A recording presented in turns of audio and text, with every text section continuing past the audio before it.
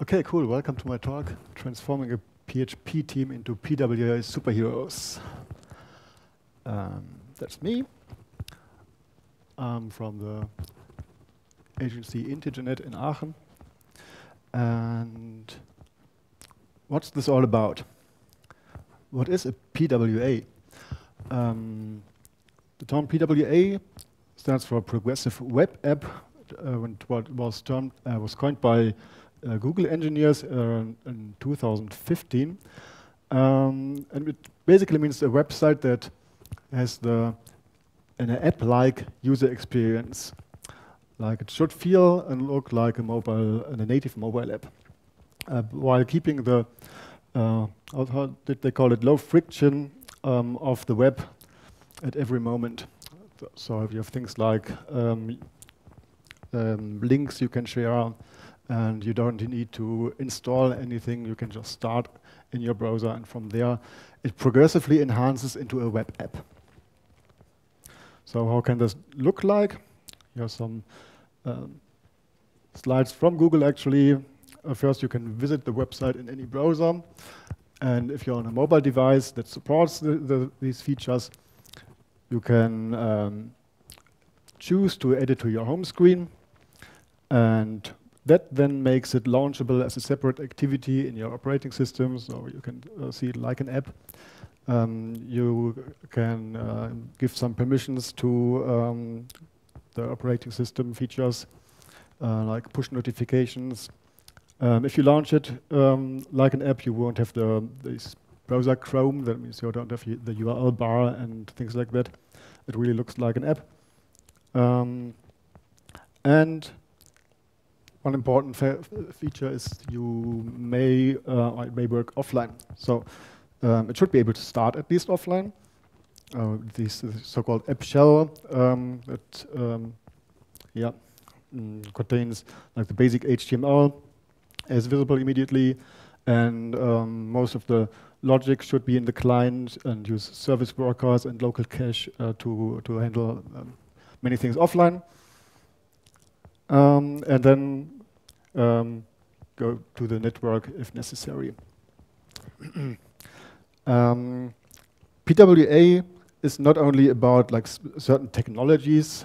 There's a checklist also from Google what makes a PWA, and lots of it evolves around user experience. Like in native apps, you have lots of guidelines for user experience and design, and on websites, all websites can look differently and have their own UI schemes. And this checklist also contains things like if you enter something in the text field and the keyboard on screen pops up, you still see the input field. It doesn't jump around, no flickering, and so on. So it feels like a native app. So this started in 2015. But where were we in 2015? Well, we were and are a Magento-focused agency. So we were working with Magento 1 at that point. And the technology stack is about from 2008 and didn't evolve much since then. That's like the middle ages of web development. So PHP 5, 5.3, then Framework 1, Prototype.js on the front end. Anybody remembers Prototype.js? Did you enjoy it? Yeah, I guess so. So yeah, it feels like centuries ago. Magento was this big castle that still didn't go away and did his job, but well, nobody really wanted to live in it anymore. The same year, Magento 2 came out, and it was a bit more fresh, more and newer technologies. But still, well, let's see where it took us. 2 years later, we were in the middle of transition from Magento 1 to Magento 2. Our developer team, as you see here, has grown a bit. The guy with the blue shirt is a freelancer that works with us.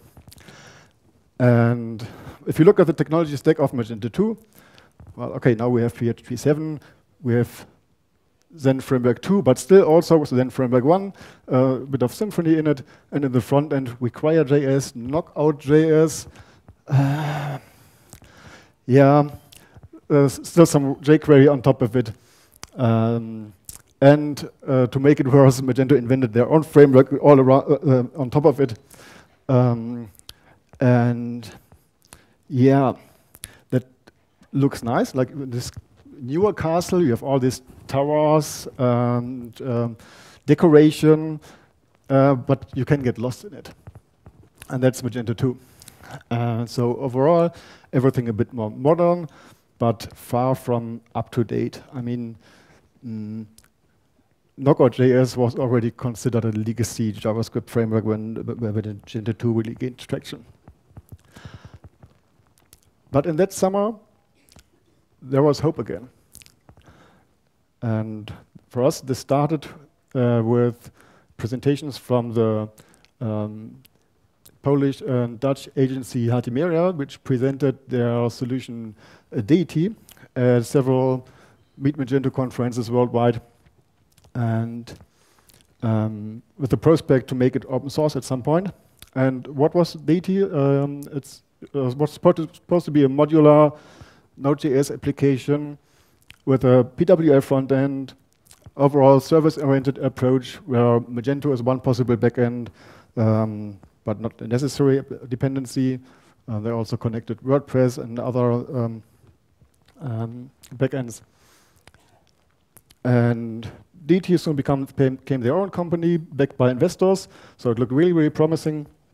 I've met their CEO, Jamie, who is also here. I don't know if she's sitting here. No, but you'll see a talk from her tomorrow. And I was really convinced by their vision. So, well, we watched it and waited. And while we were waiting for their open source version, other solutions popped up almost all at once. In November 2017, another Polish agency, Vivante, launched Vue Storefront from a different angle. Like they started it from scratch as open source on GitHub, and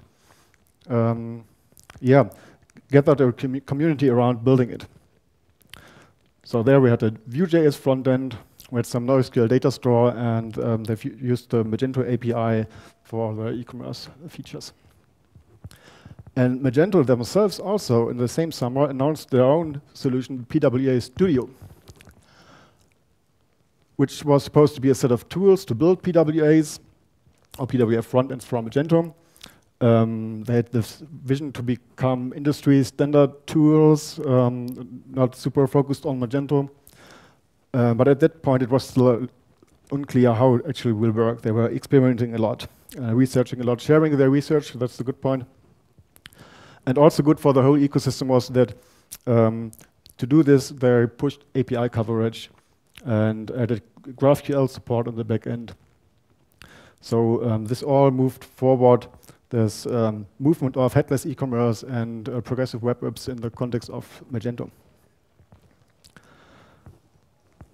A bit later, in February 2018, our journey really began.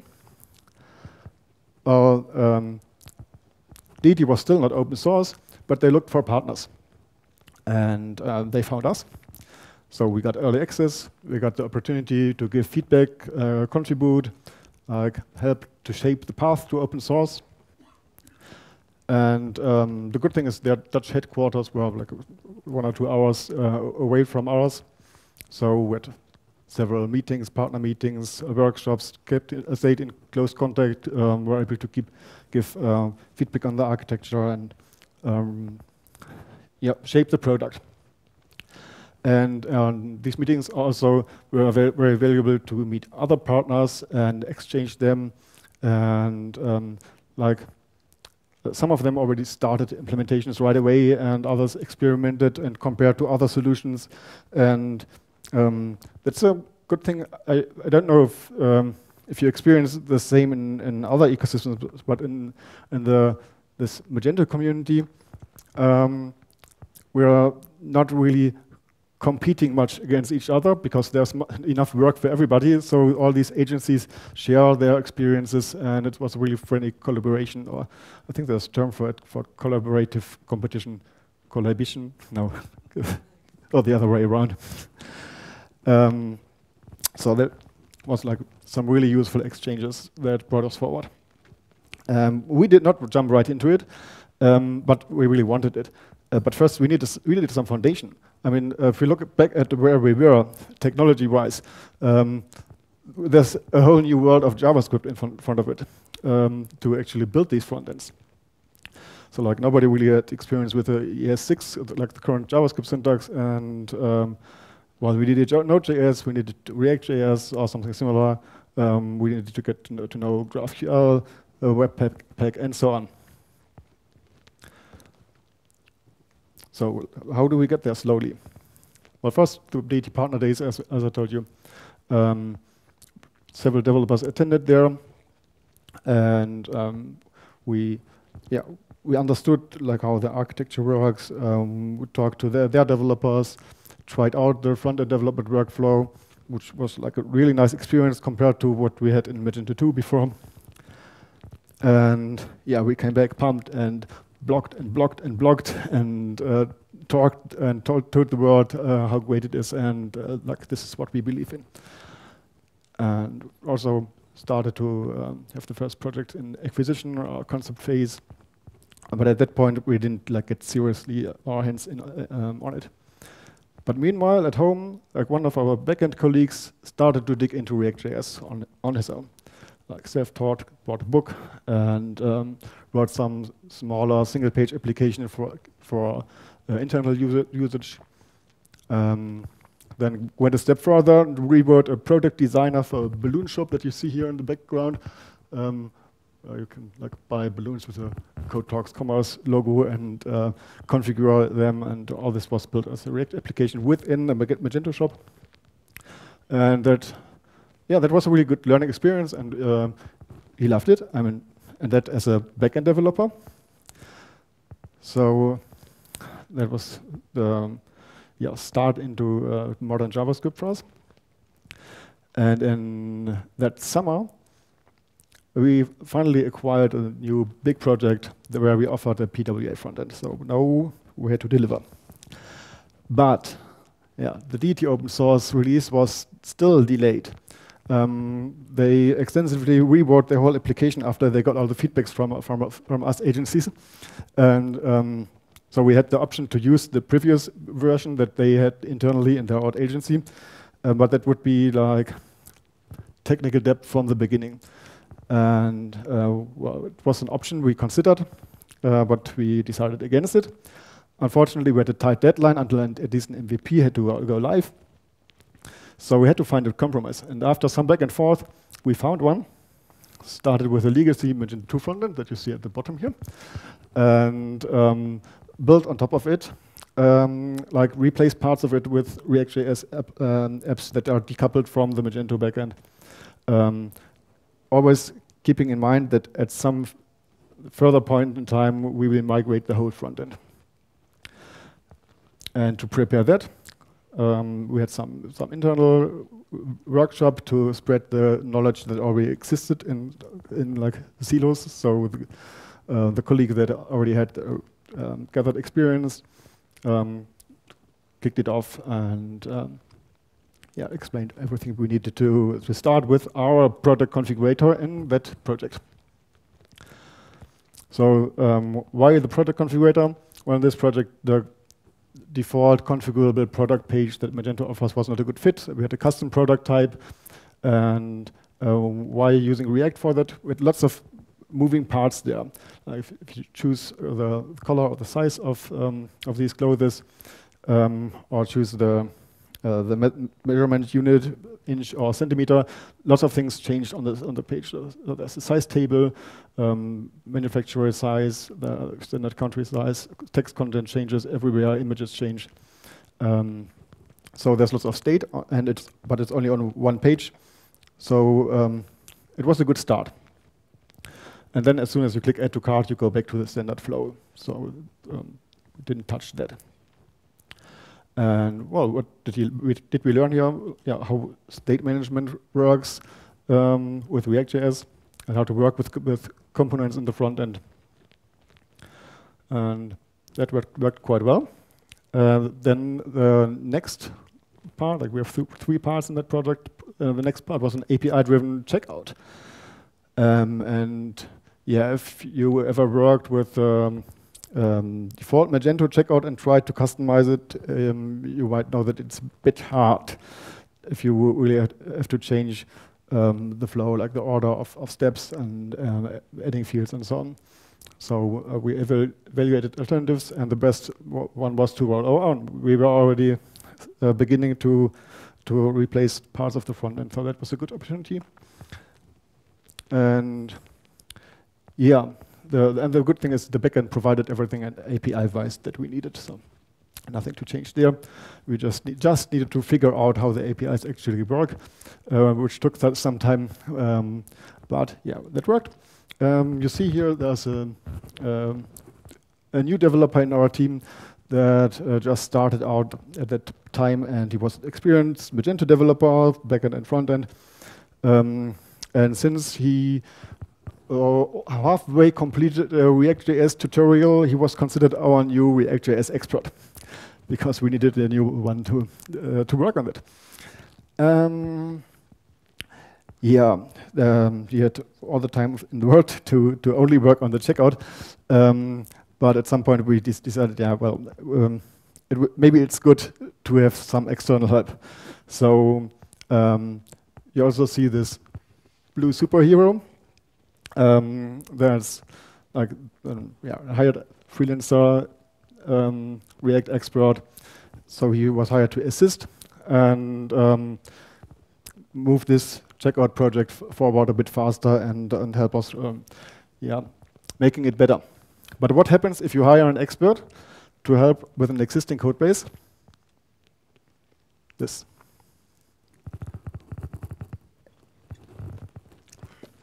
They want to rewrite everything. Everything looks wrong. Let's start from scratch. This is a better option than working with this. But meanwhile, all the feature development had to be done as well. Well, we thought he's the expert. Let him do it. And our guy continued working on the old branch and adding features. They diverged, and but well, let me say like this: the rewritten branch never ended in production. So at some point we had to cut it. It didn't go anywhere. But at least that it was a helpful exchange. Like we had code reviews, and he helped a lot, like improving and explaining like how we should do it. But yeah, giving it all in their hands was maybe not the wisest choice. But still, we had a third component and not enough capacity to deliver everything on time, so a different expert was hired as well for that. That's the part of the order history, where we needed to show the order history and the customer account from an external API because order management happened somewhere outside of Magento. And what did we do different this time? We had a cat. I heard that cat pictures are always good in talks. So no, seriously. The cat could develop on the green field, so that's the picture. So this guy got a task, got an API, and could start from zero. We didn't have the problem of him wanting to rewrite everything. Then it was a rather small, self-contained app, could work on it without interfering with our other tasks. We had to learn something from it as well. So we had code reviews for everything to make sure that we understand what he's doing and how it works. and also oversee that there's no bullshit going on. And that worked well. We had a frictionless takeover at the end. After he was done with it, like we took over the code base and could continue working on it if or when changes occurred. So that was this preparation project. And I'd say we all leveled up a bit. So we are a bit more advanced in new front-end technology, but still working on familiar ground, like not everything was new.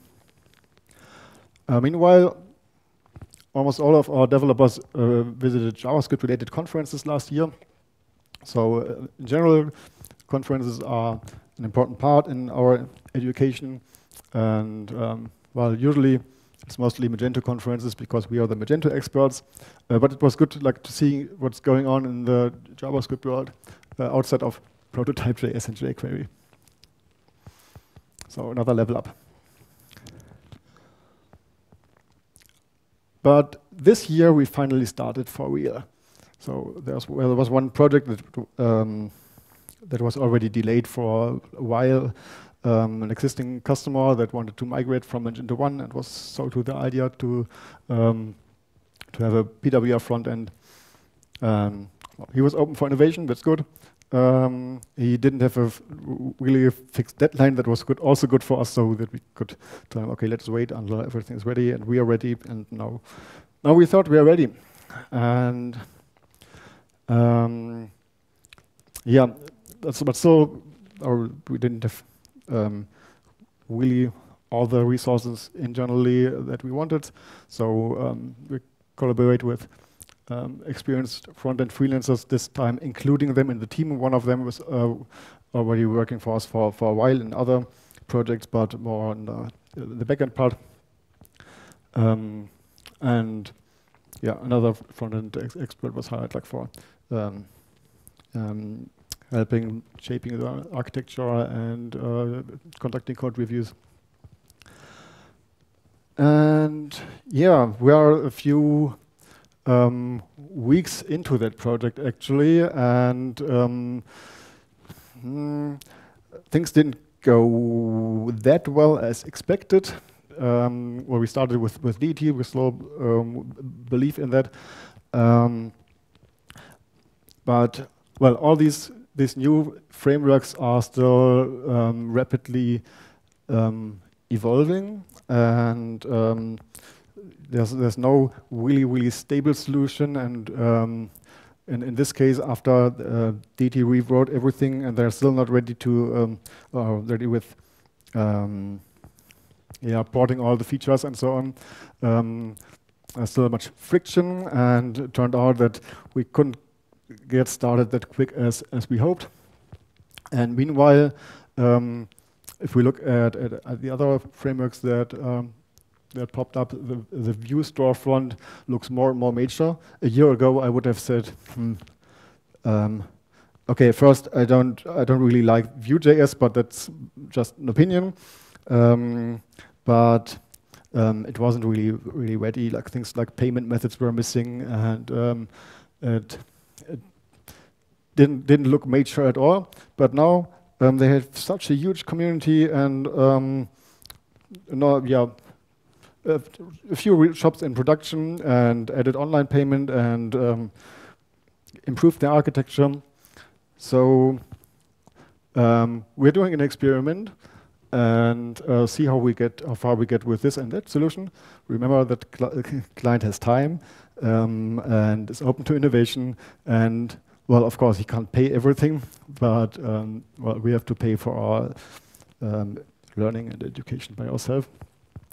But it's good to evaluate where we are, and things are changing fast at the moment. But yeah, we're really looking forward, and we are hoping to see this future where we are the superheroes. We're not there yet, but we are ready for it, and we are sure that things like headless e-commerce with a decoupled front end is the future. And yeah, it's also attractive for developers, especially if we compare it with working in a monolithic huge framework like Magento. The front-end development was never really fun, and like feedback from our front-end developers was always, this feels so much better. Like, where was the state management all the time? I don't want to go back. And this is, yeah, things like hot module reloading. That was new to us, like where you have your changes instantly in the browser and don't have to clear the cache and wait a few seconds and reload the page manually. So this is really where we want to go. And yeah, we'll continue the path we've taken so far, and I want to give you a bit of a summary of yeah, advice that I'd like to pass on. The most important take is, well, we have to learn. Start somewhere and make sure that the knowledge is spread internally. You don't have like one expert for everything, and if he's if he's gone, you're fucked. So make sure to spread the knowledge, and everybody understands at least basics, and give developers time to learn.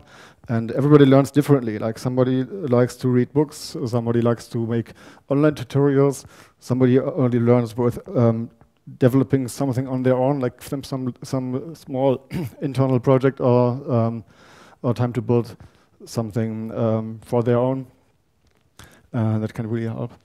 And of course, trainings, conferences. And then just try out. Try new technologies in a small scope. Yeah, I mentioned internal projects, applications, but also smaller parts of a greater project or a website. Like we did it with the checkout, which I wouldn't consider a really small part, but you can find smaller parts. And also accept failures. Like experiments can succeed or fail, and you can learn from both results and take the consequences. And but don't always continue to experiment. And always evaluate the results and re-evaluate your choices, because it's such a fast-moving market. And watch out what the current solutions and technologies are, and pay close attention. Like maybe there's something better around the corner. And yeah, from time to time, look what's the most fitting solution for you. What also really helped, like, is to communicate with the vendors of these solutions, and also with other agencies, other developers. Conferences are a great place for that. And yeah, to understand more. And last but not least, get help. And not only talk to others, but don't try to do everything on your own if it's overwhelming. Yeah, the thing with external experts, it can go right, it can go wrong. But if you do it right, it's really a great addition. Like integrate them into your team, or give out some self-contained tasks. But even then, make sure that you understand what they are doing, and that in the end you are able to take over that code and can work on it, and are not dependent on that external people. Conduct code reviews. Code reviews are super important in either direction. First, that the code is good quality, but also that everybody understands it. Like, let the juniors review the code of the seniors, or let your developers review the code of the external experts. And don't be afraid to ask questions if you don't understand it. Maybe don't feel dumb if you don't understand something either.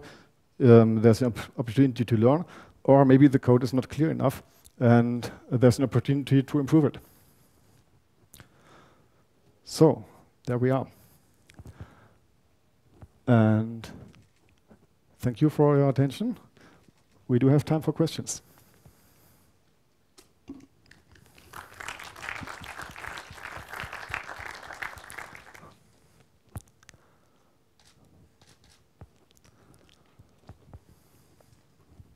Hi, thanks for the talk. To see my perspective, I'm shareholder in an agency with around 80 employees. 60 of them are PHP developers, and they are also doing front-end parts. 4 of them are willing to do front end, Uh-huh. and the rest is not. And I hope that the talk will give me some hints how to convince them to also look into that, because my experience with developers are that they are willing to learn in those areas where they are already experts, and they are not willing to learn something new, so completely new by scratch. And we now have like, I don't know, 60 external freelancers, and all of them are front-end developers, because none of our core PHP developers are willing to switch into PWA or front-end or React at the moment. So most of the new projects are React-based, actually. And we don't have a clue how to convince them to look into it and to have fun doing it. Did they even try? No. Yeah, that's maybe the problem, because I find, especially if you're doing React.js, it's like a really backend developer friendly framework, because it's so much more like backend development than it was like the front-end development that they might know from before.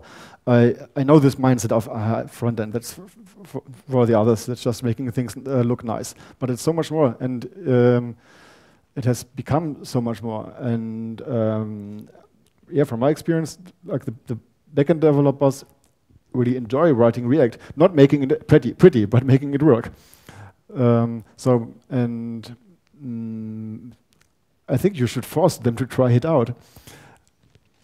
We actually have something like Learning Fridays. So every second Friday is a Learning Friday, where they can experience things they'd like to and stuff like that. So we started out to invite external freelancers who work with us on other projects to show what they are doing and how they are doing it. But I experienced that some of the developers just stick to their perhaps Java old school behavior and try to do it in PHP the same way. Yeah. And I don't have a clue how to make them make the front end more appealing to them. That's a really good question. Yeah. And maybe you have to fight the stubbornness that don't have a recipe for that. But yeah, as I said, especially if you have a React front end, that's and I mean we now try to hire you can't even I was gonna replace the whole team. No, not replace them. We still have enough work for them. But okay, yeah, I mean we still have people only working on the PHP part. It's fine. Not everybody has to do everything. But yeah, and I don't know, in React we also have the possibility to really split functional components from visual components, and maybe you can split the work a bit to let the old school backend developers work more on these logic parts, that they enjoy that more. But we have, they have to somehow be open to try it out. Yeah, for sure.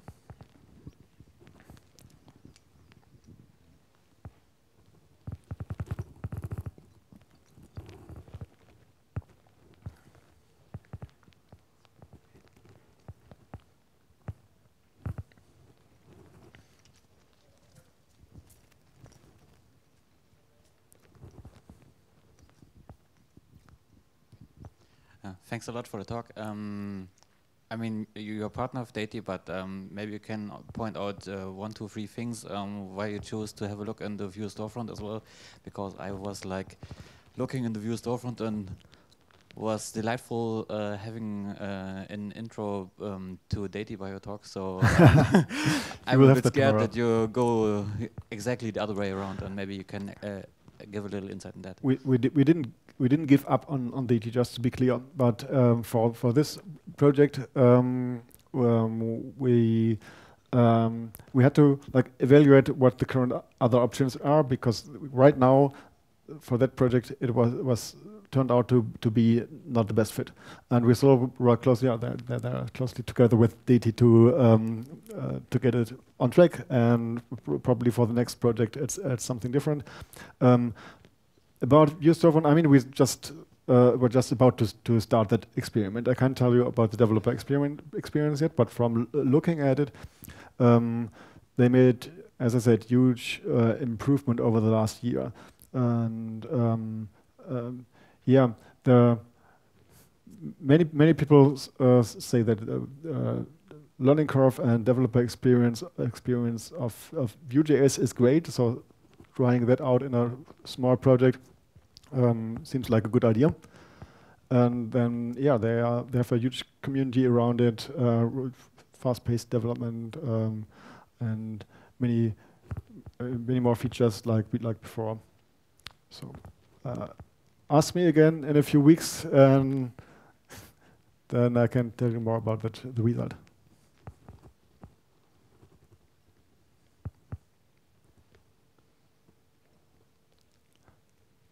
Okay. Thanks again.